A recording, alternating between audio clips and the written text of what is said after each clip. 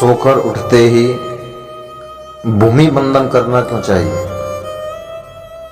क्योंकि हमारी माताएं तीन मानी गई हैं। प्रथम माता जिसने अपनी कोख से हमको जन्म दिया,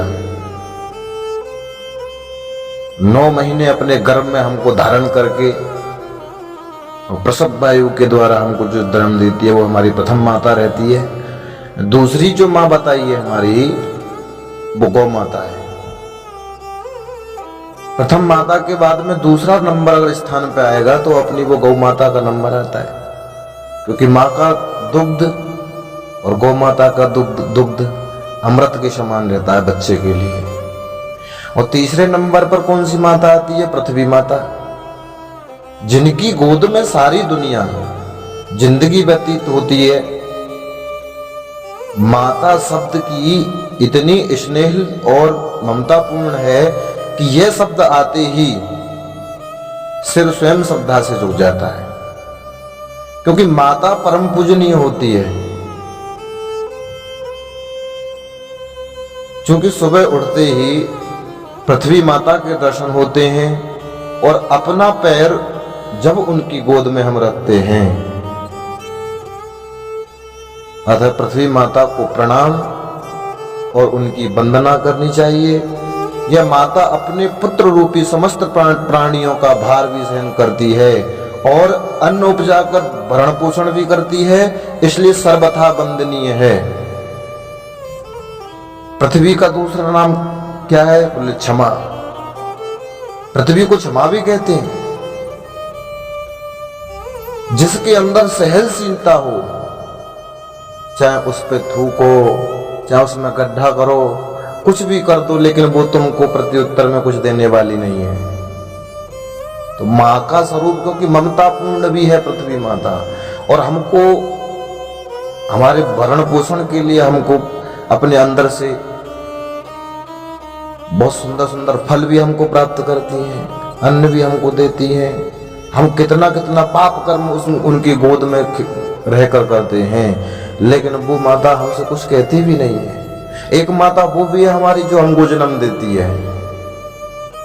उस माता के जो जिसने, क्योंकि मातृ ऋण और पितृ ऋण से तो बच्चा उऋण हो सकता है, लेकिन मातृ ऋण से कभी बच्चा उऋण नहीं हो सकता। क्योंकि पितृ ऋण जो होता है, बच्चा वंश की वृद्धि करने से पितृ ऋण खत्म हो जाता है, लेकिन मातृ ऋण ना आज तक किसी से उऋण हुआ है और ना कोई होगा।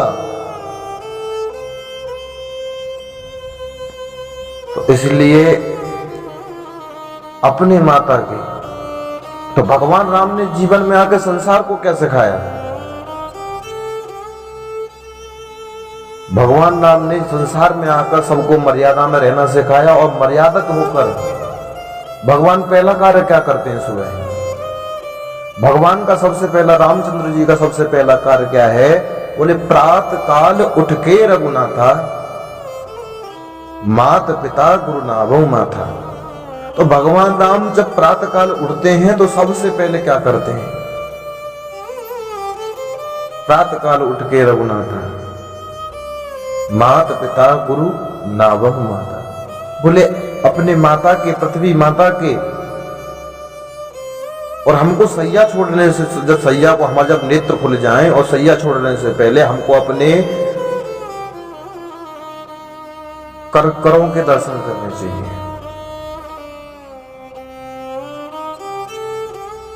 हाथों को सामने, हथेलियों को मिलाकर आगे सामने कर ले, और क्राग्रे बसते लक्ष्मी कर मध्य सरस्वती करमूलो स्ततो ब्रह्मा प्रभाते कर दर्शन। तो हमारे कर में, कर के अग्रभाग में लक्ष्मी का वास होता है। हमारे करों का दर्शन करने से हमारा भाग्य भी तेज होने लगता है। उसके बाद में फिर हमको पृथ्वी को प्रणाम करना चाहिए, माता को प्रणाम करना चाहिए पैर रखने से पहले। तो भगवान राम क्या सिखा रहे जीवन में? बोले प्रातः काल उठ के रघुनाथा, माता पिता गुरु नाभो माता। तो सबसे पहले पृथ्वी माता को प्रणाम कर रहे और फिर माता को प्रणाम कर रहे, फिर अपने से सब वृद्धजनों गुरुवर को प्रणाम करके फिर अपने से जो भी बड़ा मिले उसको प्रणाम करना चाहिए। क्योंकि प्रणाम करने से हमको कितनी चीज की प्राप्ति हो रही है, आयुर विद्या यशो बलम। केवल प्रणाम करने मात्र से आयु की प्राप्ति हो रही है, विद्या मिल रही है, यश और बल मिल रहा है। जिसके पीछे सारी दुनिया भग रही है और वही चीज हमको प्रणाम करने मात्र से प्राप्त हो रही है, तो हमको किधर भागने की जरूरत है। कहते हैं बट राम कहे और राम कहावे, दोनों को भला पे भाग। अरे अगर हम किसी से प्रणाम करते हैं सामने, अब तो रहा नहीं, तो प्रणाम करते हैं तो प्रणाम में भगवान का नाम उच्चारित होना चाहिए। राधे श्याम कहो, राम राम कहो, सीताराम कहो, लेकिन जब भगवान का नाम हम सामने वाले से उच्चारित कहेंगे, राम कहे और राम कहावे, हमने 2 बार उससे राम राम कहा या राधे श्याम कहा, जो भी कहा, तो उसका भी प्रति उत्तर हमसे 2 बार आएगा। बोले हमने अगर राधे राधे कहा है तो वो भी राधे राधे कहने वाला है। तो उसने राधे राधे कहा तो 2 हमारे और 2 उनके, कितने हो गए? 4। तो हमारा प्रणाम करने से भजन भी हो रहा है और प्रणाम करने से हमको आयु विद्या यशो यश की और बल की प्राप्ति हो रही है।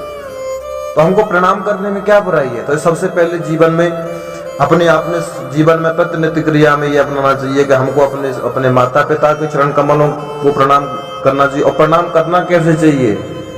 भगवान राम प्रणाम कैसे करते थे? बोले ये नहीं है कि पैरों को या घुटनों को छू के प्रणाम किया जाता है, वो तो आदेश देते, बोले महाराज तुम्हारे पैरों को यहीं तोड़ने वाले। प्रणाम जो किया जाता, भगवान राम कैसे करते थे? पाही नाथ पर पाई गुसाई, भूतल पर लकट क्यों नहीं। अगर किसी लकड़ी को तुम पृथ्वी पर डाल दो तो वो टेढ़ी मेढ़ी होकर पड़ी रहेगी कि खड़ी रहेगी? एकदम बिल्कुल सीधी हो जाएगी, साष्टांग। तो जैसे लकड़ी को गिरने पर लकड़ी सीधी हो जाती है, उसी प्रकार अपने माता पिता के चरणों में भगवान के सामने ऐसे ही दंडवत प्रणाम करना चाहिए। बोले दंडवत प्रणाम करने से क्या होता है? दंडवत प्रणाम करने से क्या होता है कि दंडवत जब हम प्रणाम करते हैं तो अपने आप को हम भगवान को ही समर्पण कर देते हैं। और जो व्यक्ति भगवान को अपने आप को समर्पित कर देता है, फिर ठाकुर जी उसकी जितना भी भार होता है जीवन का अपने हाथ में ले लेते हैं। फिर उसको जीवन में कुछ दुख भोगने की जरूरत नहीं है, क्योंकि जो भगवान का प्रिय हो जाता है तो संसार स्वतः ही उसका प्रिय हो जाता है। तो इसलिए अपने माता पिता को प्रातः काल उठकर प्रणाम करना चाहिए, चाहे दुश्मन क्यों ना हो, उससे भी प्रणाम करो। कब तक प्रणाम नहीं करेगा आपको? एक दिन वही प्रणाम करने मात्र से, राम राम कहने मात्र से वही तुम्हारा प्रिय बन जाता है, कितना भी कट्टर दुश्मन हो। अगर किसी को सामने वाले को झुकाना है तो प्रणाम करना उससे प्रारंभ कर दो।